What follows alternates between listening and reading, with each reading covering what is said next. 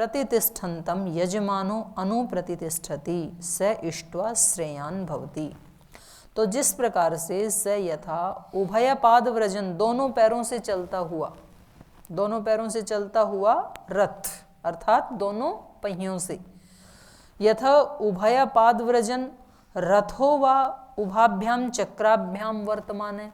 या तो कोई मनुष्य जो दोनों पैरों से चल रहा है तो वो मार्ग को लांघ जाता है, अपने लक्ष्य को प्राप्त कर लेता है, या फिर दोनों चक्रों से चलता हुआ कोई रथ अपने गंतव्य स्थान को प्राप्त कर लेता है। वर्तमान है मतलब घूमता हुआ, वर्तन करता हुआ। प्रतितिष्ठति, प्रतिष्ठित हो जाता है, अपने लक्ष्य को प्राप्त कर लेता है। एवं अस्य यज्ञ, इसी प्रकार इस व्यक्ति का जीवन यज्ञ भी प्रतितिष्ठति, प्रतिष्ठित हो जाता है। किस व्यक्ति का जीवन यज्ञ? जो मन और वाणी के बैलेंस को, संतुलन को बना के चलता है, उस व्यक्ति का यज्ञ प्रतितिष्ठति। दोनों का, मन को मतलब केवल सुनते ही रहे, जहां बोलना चाहिए था वहां भी नहीं बोले तो भी जीवन यज्ञ आगे नहीं चलेगा। मतलब जहां आपको अपनी विद्या का प्रदर्शन करना था, सुनाना था, मंच के ऊपर सुनाना था ना, और वहां भी आप मौन धारण किए रहे तो फिर आप क्या हो जाएंगे? निग्रह स्थान में पड़ जाएंगे। फिर तो भी जीवन यज्ञ में आपको सुयश नहीं मिलेगा। तो वहां तो बोलना चाहिए था, सुनाना चाहिए था।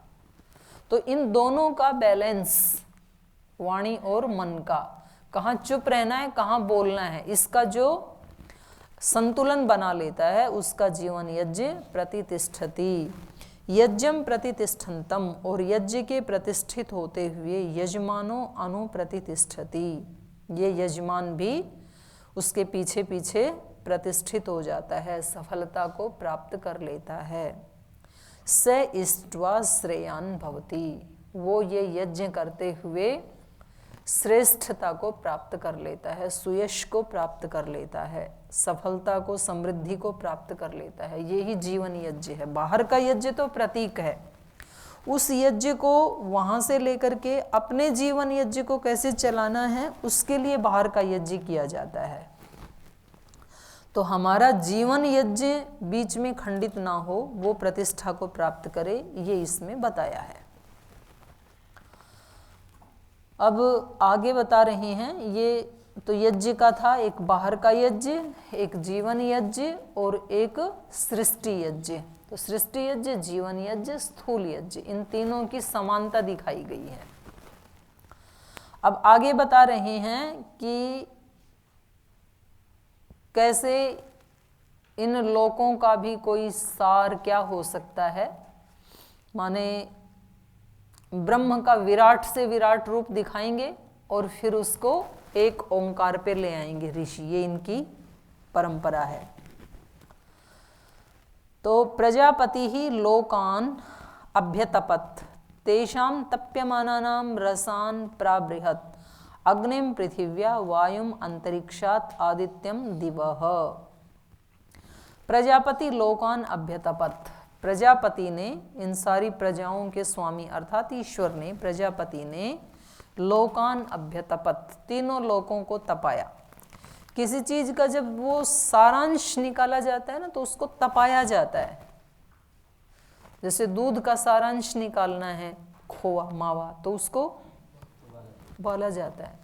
जब सोने को शुद्ध करना है, उसका सार सार रखना है, उसमें जो मिक्सअप है वो हटाना है, तो उसको क्या करते हैं? फिर अग्नि में तपाते हैं। ऐसे मनुष्य का सार सार निकालना है कि इसमें क्या मनुष्यता है, तो उसको क्या किया जाता है? फिर उसको फिर ब्रह्मचर्य की, श्रद्धा की, पुरुषार्थ की अग्नि में तपाया जाता है। उसकी परीक्षाएं ली जाती हैं, अग्नि परीक्षा बोलते हैं। तो अग्नि परीक्षा केवल सीता माता को ही नहीं देनी होती है,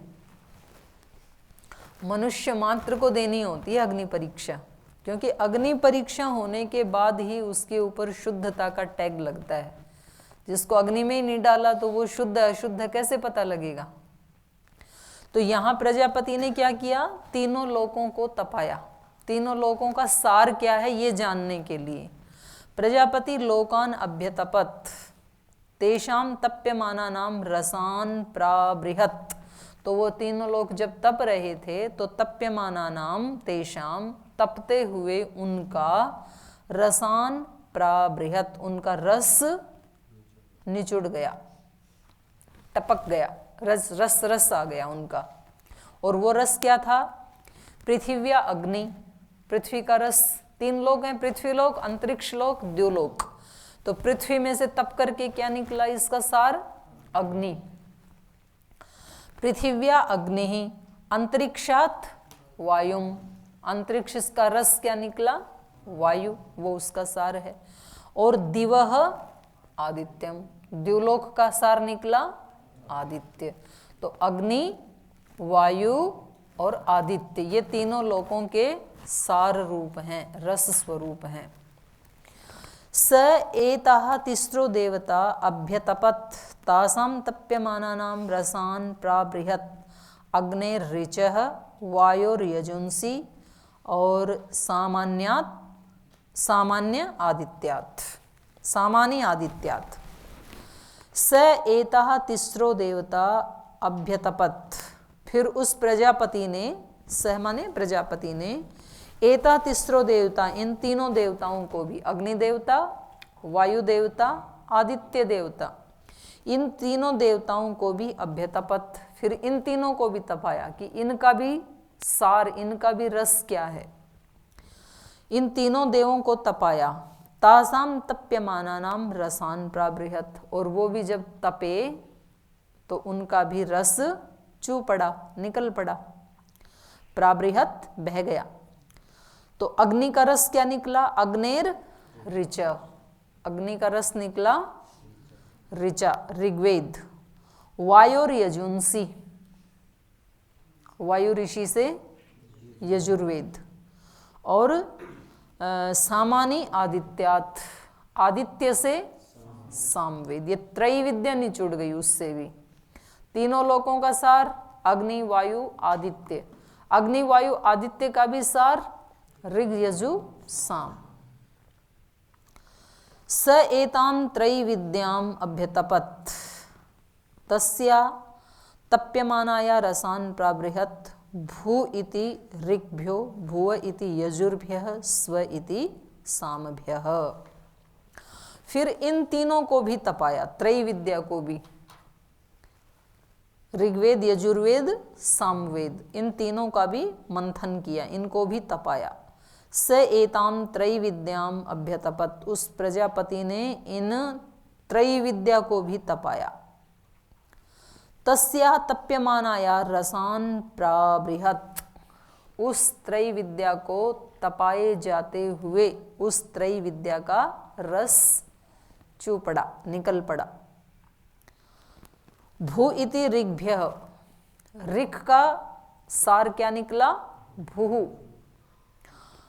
और भुव इति यजुर्भ्य, यजुर्वेद का सार क्या निकला? भुवः। और स्व इति सामभ्यः, सामवेद का सार निकला स्वः। तो त्रैविद्या का सार क्या है? भूर्भुव स्वः। तीन महाव्याहृति हैं, ये त्रैविद्या का सार हैं। फिर इन तीन को भी तपाया। तद यद रिक्तो ऋष्येत भूः स्वः इति गार्हपत्ये जुहुयात् ऋचाम एव तद रसेन अर्चाम वीर्येण अर्चाम यज्ञस्य विरिष्टिम संदधाति। तो कहा तद यदि रिक्तः ऋष्येत, ऋग्वेद से संबंधी यदि कोई त्रुटि हो जाए, ऋग्वेद के मंत्र बोले जाते हैं, यजुर्वेद के बोले जाते हैं, सामवेद के, त्रैविद्या के मंत्र बोले जाते हैं ना यज्ञ में, तो कहा तद रिक्तः ऋष्येत भूः भूः स्वाहा इति गार्हपत्ये जुहुयात्। यदि ऋग्वेद के मंत्रों से संबंधित कोई त्रुटि हो जाए यज्ञ में, तो भू स्वाहा ये बोल करके और आहुति दे दें गार्हपत्य अग्नि में, तो जो त्रुटि हुई थी वो ठीक हो जाती है फिर। क्योंकि भू किससे निकला? भू किसका सार है? ऋग्वेद का। तो जो जिससे बनता है उसकी रिपेयरिंग भी उसी से की जाती है, जो जिससे बनता है जैसे मकान टूट गया तो मकान किसका बना है, सीमेंट बजरी ईंट से बना है, तो ये कहीं टूट गया तो इसकी रिपेयरिंग भी किससे होगी, सीमेंट आदि से ही होगी। कोई लोहे की कढ़ाई या कोई बाल्टी लोहे से बनी है, उसमें कोई त्रुटि आ गई तो उसकी रिपेयरिंग किससे होगी, लोहे से ही होगी। पीतल का कोई पदार्थ है, कोई परात है, कोई बाल्टी है, टोकनी है, तो वो कहीं टूट गई तो उसकी रिपेयरिंग पीतल से ही होगी। जो जिससे बना है, सोने की कोई चीज टूट गई तो उसकी रिपेयरिंग सुनार के पास सोने से ही होगी। जो जिससे बना है उससे ही उसकी रिपेयरिंग होगी। शरीर हमारा 5 भूत से मिलके बना है, तो इसमें कोई गड़बड़ आती है तो इसकी रिपेयरिंग किससे होगी, प्राकृतिक चिकित्सा, मिट्टी पानी हवा अग्नि, उसी का तो इलाज होता है ना।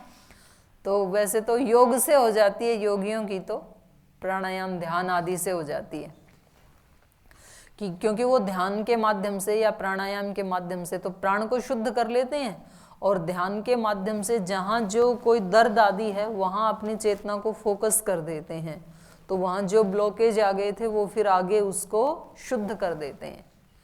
तो वो एनर्जी तो सबसे ज़्यादा अगर वो किसी को आती है तो वो तो यौगिक चिकित्सा है। उसके बाद यदि स्थूल करनी है तो फिर सबसे बेस्ट प्राकृतिक चिकित्सा है। उसके बाद फिर आयुर्वेद चिकित्सा है, आयुर्वेद भी उसके बाद आती है। और आयुर्वेद से भी ना हो तो फिर वो चीर फाड़ वाली ऑपरेशन वाली आसुरी चिकित्सा है। 3 चिकित्साएं है ना, दैवी चिकित्सा, मानुषी चिकित्सा, आसुरी चिकित्सा। दैवी चिकित्सा तो योग वाली है, देव तो उसी से ठीक हो जाते हैं। मानुषी चिकित्सा में ये दोनों आएंगे, फिर प्राकृतिक चिकित्सा और आयुर्वेद चिकित्सा। और तीसरी है आसुरी, जो असुर करते हैं, उनके पास तो सीधा चीर फाड़ ही होता है। फिर तो जिस उनके कुछ ऐसे डॉक्टर होते हैं ना, उनके पास गए तो सीधा ऑपरेशन और कोई नो ऑप्शन, वो तीसरी है। तो ये कह रहे हैं कि यदि ऋग्वेद से संबंधित कोई त्रुटि हो जाए, रिक्तो ऋषेत, ऋग्वेद से संबंधित कोई त्रुटि हो जाए, हानि हो जाए, तो भू स्वाहा ऐसा बोल करके, भू स्वाहा ऐसा बोल के गाहर पत्ते जुहुयात, गाहर पत्ते अग्नि में आहुति देनी चाहिए। गाहर पत्ते जुहुयात ऋचाम एव तद्रसेन अर्चाम वीर्येण अर्चाम, क्योंकि ऋचाम एव तद्रसेन, ऋचाओं से ही तो वो निकला है भू, ऋचाम एव ऋचाओं के ही, तद रसेन उस रस से, ऋचाओं के रस से ही, ऋचाम वीर्येण ऋचाओं के वीर्य से, उनके बल से, ऋग्वेद के बल से ही भू की उत्पत्ति हुई है। तो तद रसेन ऋचाम वीर्येण ऋचाम यज्ञ से विरिष्टिम संदधाति, इसलिए यज्ञ की विरिष्टि को, विरिष्टि मतलब त्रुटि को, विरिष्टि का वैसे शाब्दिक अर्थ घाव होता है, घाव हो जाते हैं ना कहीं, तो वहाँ कोई घाव हो गया, कोई त्रुटि हो गई तो उसको संदधाति, उसको भर देता है। ऋग्वेद की कोई त्रुटि, कोई घाव, कोई हानि है, उसको वो पूरा कर देता है, जोड़ देता है। अथ यदि यजुष्टो ऋषेत भुव स्वाहा इति दक्षिणा अग्नौ जुहुयात, क्योंकि यजुषाम एव तद रसेन यजुषाम वीर्येण यजुषाम यज्ञस्य विरिष्टिम संदधाति, यदि यजुर्वेद से संबंधी ऋषेत कुछ त्रुटि हो जाए तो भुवः स्वाहा ऐसा बोल करके, ओम भुवः स्वाहा ऐसा बोल करके दक्षिणाग्नौ जुहुयात, दक्षिण अग्नि में आहुति दे दें। क्योंकि यजुषाम एव तद रसेन, यजुर्वेद के ही रस से, यजुर्वेद को तपाए तभी तो भुआ निकला। यजुषाम वीर्येण यजुर्वेद के मंत्रों के बल से ही यजुषा यज्ञस्य विरिष्टिम संदधाति, यजुर्वेद की ही इस रस को, इस त्रुटि को यजुषाम यज्ञस्य विरिष्टिम संदधाति, यजुर्वेद से संबंधित यज्ञ की त्रुटि को, हानि को, घाव को संदधाति भर देता है, पूरा कर देता है, जोड़ देता है। अथ यदि सामतो ऋष्येत, यदि सामवेद से संबंधित कोई त्रुटि हो जावे तो स्वः स्वाहा इति आहवनीय जुहुयात, तो ओम स्वः स्वाहा ऐसा बोल करके आहवनीय अग्नि में इसको आहुति देनी चाहिए, क्योंकि सामनाम एव तद्रसेन सामनाम वीर्येण सामनाम यज्ञ से विरिष्टम संदधाति, क्योंकि साम के रस से ही उसकी उत्पत्ति हुई स्वः की, साम के वीर्य से ही, साम के बल से ही उसकी फिर क्षतिपूर्ति करनी है। सामनाम वीर्येण सामनाम यज्ञ से, साम के बल से साम के यज्ञ का विरिष्टिम संदधाति, उस त्रुटि को ये पूरा कर देता है। तो जो जिससे बना है उसी से उसकी संदधाति, उसकी त्रुटि को पूरा किया जा सकता है। जैसे आत्मा का स्वरूप क्या है? चेतन। तो चेतन का यदि कोई दर्द है तो उसको कौन मिटा सकता है? चेतन ही मिटा सकता है। तो हमें बाहर की जो भी हम आप उसको पूरा करने के लिए सहारा लेते हैं तो वो सब टेम्परेरी सिद्ध होते हैं। आत्मा की यदि कोई पीड़ा है, आत्मा का यदि कोई दर्द है तो उसको किससे मिटाया जा सकता है? परमात्मा से, क्योंकि आत्मा चेतन है। और उसको यदि हम जड़ से मिटाने की कोशिश करें तो वो रिपेयरिंग ऐसी ही होगी जैसे कोई प्लास्टिक को बजरी कंकर पत्थर से ठीक करना चाहे तो वो ठीक नहीं होगा ना, क्योंकि दोनों कैसे हैं? विरुद्ध स्वभाव वाले हैं। तो हमें लगता है आत्मा का दर्द मिट जाएगा जब कोई पद मिलेगा, जब कोई प्रतिष्ठा मिलेगी, जब कोई ऐसा व्यक्ति मिलेगा जो मुझसे प्रीति करता है, या कोई धन मिलेगा, या ऐसा मकान मिलेगा, और ऐसा सोच के हम उन्हीं को ही पकड़ने की कोशिश करते हैं अपने दर्द को मिटाने के लिए, अपने उस घाव को भरने के लिए, अल्पता को भरने के लिए। और वो विरूप होने के कारण, क्योंकि वो उस रूप वाला नहीं है, तो वो रिपेयरिंग होती भी है तो वो थोड़ी ही देर में फिर गिर जाती है, वो अस्थायी होती है। तो आत्मा की रिपेयरिंग किससे हो सकती है? आत्मा से, क्योंकि उसी की भूख है, वो उसी का अंश है, चेतन उसी के स्वभाव वाला है वो। तो आत्मा की तृप्ति हमेशा किससे होगी? परमात्मा से ही होगी। शरीर क्योंकि जड़ है, 5 भूतों से बना है, शरीर में कोई पीड़ा है, दर्द है, तो उसकी तृप्ति किससे हो सकती है? 5 भूतों से, अग्नि जल वायु पृथ्वी आकाश, प्राकृतिक चिकित्सा, उसे शरीर की हो सकती है, लेकिन चेतन की नहीं हो सकती है। तो इसलिए हमें कुछ समस्याएं हमारी स्थूल होती हैं, कुछ समस्याएं हमारी सूक्ष्म होती हैं, कुछ बुद्धि से संबंधित होती हैं, कुछ आत्मा से संबंधित होती हैं। तो जो जिससे संबंधित समस्या है, अब समस्या है घर में मकान की, पैसे की, और ये व्यक्ति ईश्वर के ध्यान में लगा हुआ है, तो ईश्वर का ध्यान करने से मन शांत होगा, ये तो ठीक है, उसको वो जो पीड़ा है वो बहुत ज्यादा विचलित नहीं करेगी, उतना तो ठीक है, पर वो समस्या समाप्त हो जाएगी ऐसा नहीं है। उसके लिए तो फिर स्थूल मकान के लिए तो फिर वो धन कमाना पड़ेगा उसको। तो कौन सी समस्या किससे ठीक होगी, ये हमें ऋषि समझाना चाह रहे हैं। और दूसरा इस प्रसंग से ये समझाना चाह रहे हैं कि किसी भी चीज का यदि हमें सार लेना है, रस लेना है, तो फिर तपाया जाता है उसको।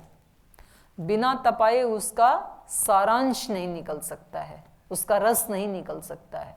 तो जीवन का रस भी कब निकलेगा? जब हम उस जीवन की को तपाने वाली भट्टी में से गुजरेंगे। अब हर व्यक्ति यही सोचता है कि मेरे जीवन में कभी भी कोई प्रतिकूलता ना आए, लेकिन कभी भी कोई प्रतिकूलता यदि नहीं आएगी तो कितनी शक्ति है आप में, कितना धैर्य है, कितनी सहनशीलता है, कितनी क्षमाशीलता है, ये निकलेगा कैसे?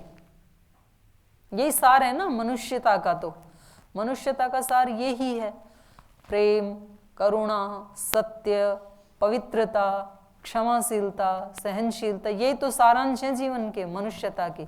लेकिन ये निकलेंगे कब? जब उस अग्नि में से गुजारा जाएगा, और यदि वो आए ही नहीं जीवन में कभी, या आए तो हम उससे भाग गए, उसको फेस नहीं किया हमने, तो हम अपने आप को प्रूव कब करेंगे? साबित तो तभी किया जाएगा ना। तो जब जब भी हमारे जीवन में अनुकूलता आए तो ईश्वर का धन्यवाद, और जब जब भी जीवन में प्रतिकूलता आए तो भी ईश्वर का धन्यवाद। किस लिए? एक मौका दे दिया आपने।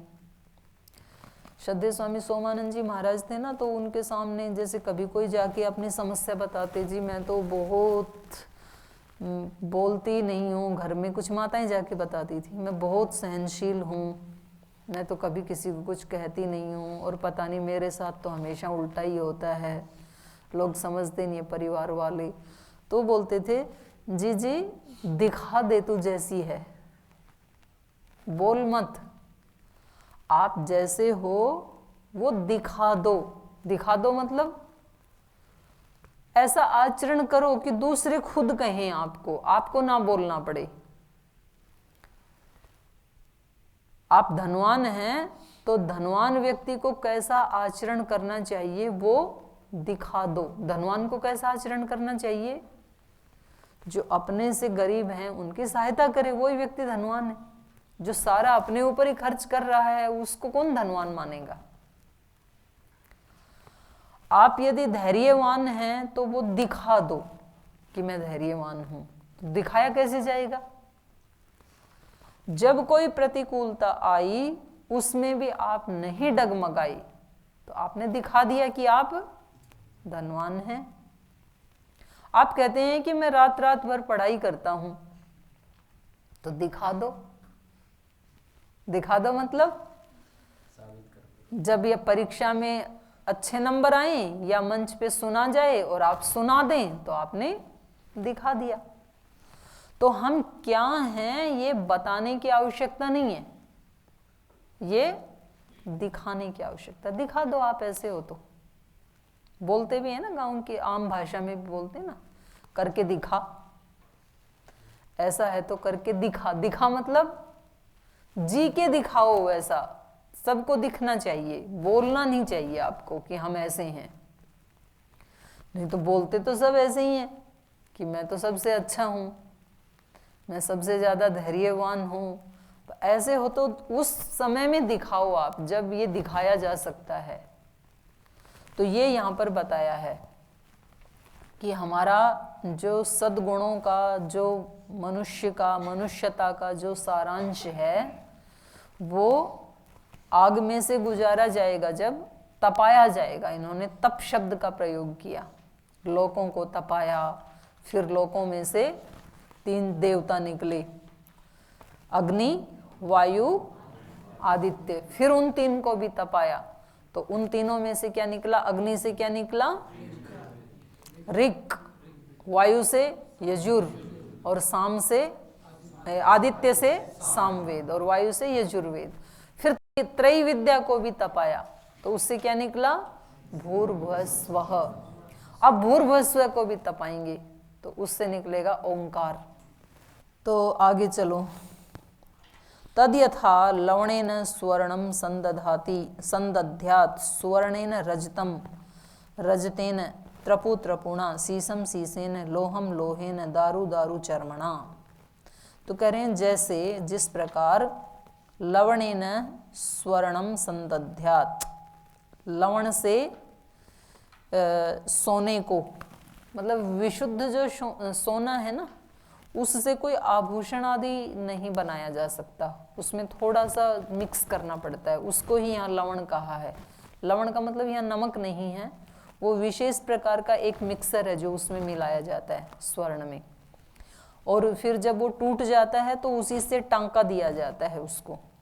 विशुद्ध सोने से टांका नहीं दिया जा सकता है। तो तद यथा लवणेन स्वर्णम संदध्यात्, लवण से जैसे सोने को संदध्यात् जोड़ा जाता है, और संदध्यात् स्वर्णेन, लेकिन स्वर्ण से संबंधित ही लवण होता है वो। तद यथा सुवर्णेन लवणेन स्वर्णम संदध्यात् रजतेन रजतम संदध्यात्, चांदी से चांदी को जोड़ा जाता है। त्रपुणा त्रपु संदध्यात्, त्रपु होता है कलई है जी, एक सफेद धातु होती है ना, कांसी तो अलग होती है, पीतल के बर्तनों में लगाते थे पहले सफेद कलई, नहीं रांगा नहीं है ये, कलई भी बोलते हैं, सफेद धातु होती है, पीतल के बर्तनों में देखा कभी आपने?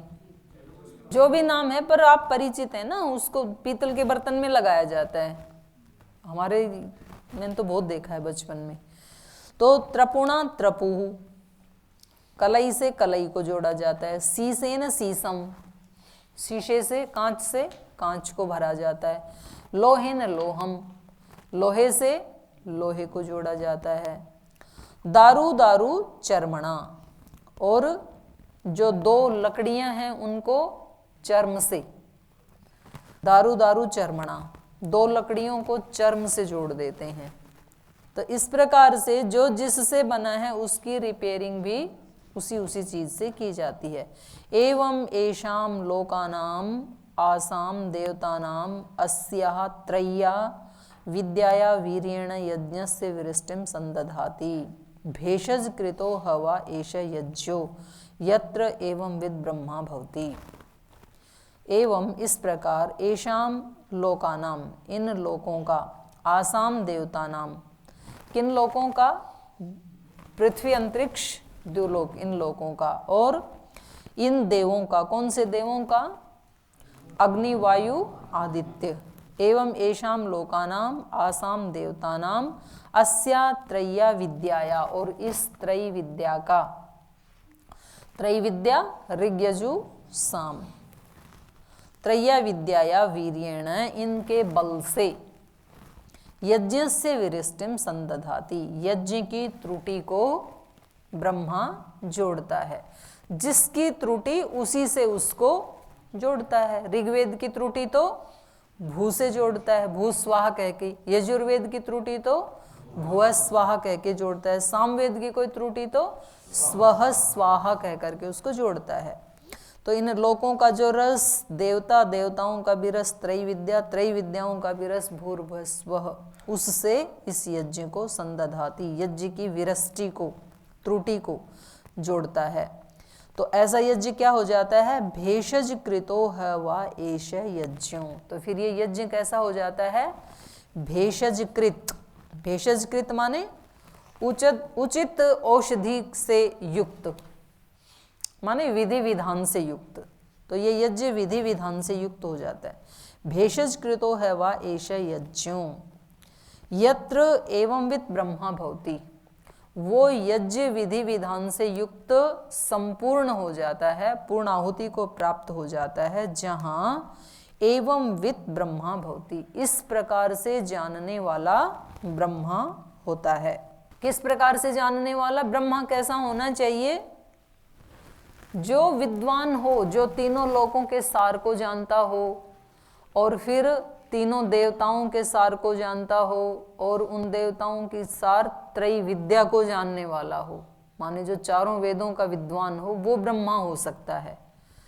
किसी को भी ब्रह्मा बनाए तो यज्ञ संपन्न नहीं हो पाएगा, क्योंकि उसको ज्ञान ही नहीं है ना। तो कोई त्रुटि हो गई तो उसको ठीक कैसे करेगा? तो जीवन यज्ञ किसका सक्सेस होता है, सफल होता है? जिसका आत्मा सब प्रकार के ज्ञान से युक्त हो। जब जीवन में कोई त्रुटि आई तो उसको ठीक कैसे करना है इसका उसको मालूम हो, तो ठीक करके आगे बढ़ जाएगा। और यदि ये ब्रह्मा ही अनजान है, इसको ही नहीं पता है कि कौन सी समस्या को कैसे सोल्व करना है, तो फिर ये इसका यज्ञ खंडित हो जाएगा, और यज्ञ के साथ साथ यजमान तो अपने आप ही खंडित हो जाएगा। तो जीवन में अलग अलग तरह की समस्याएं आती हैं ना। अभी एक समस्या आई ठंडी है, तो अब ठंडी से ही लड़ते रहे, ये ठंडी क्यों आई मेरे जीवन में, कब जाएगी, कैसे हटाऊं। तो ये क्यों का उत्तर नहीं आता है कभी भी। क्यों किसी समस्या का समाधान नहीं होता है, ऐसा क्यों, उसको जानना होता है। लेकिन समस्या का समाधान कब होता है? क्यों के ऊपर अटक गए तो समाधान नहीं होगा। समाधान होगा कैसे, समस्या आ गई, अब इसको हटाना कैसे है। क्यों के ऊपर ही आप खड़े रहे तो कभी समाधान नहीं होगा। ठंडी क्यों, ठंडी क्यों, 24 घंटे जाप करते रहो, ठंडी जाएगी क्या? ठंडी आ गई है, अब इसका समाधान कैसे करना है?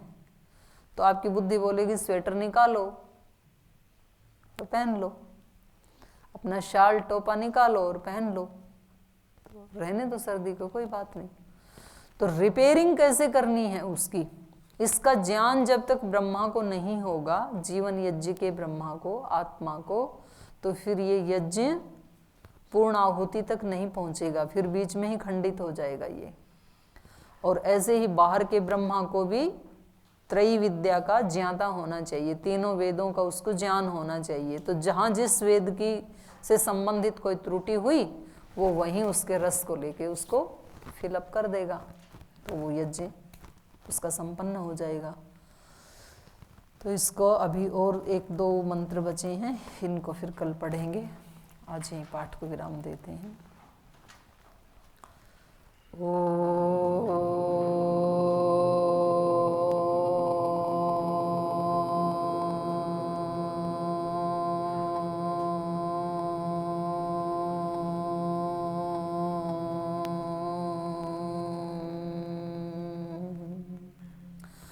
शांति शांति शांति।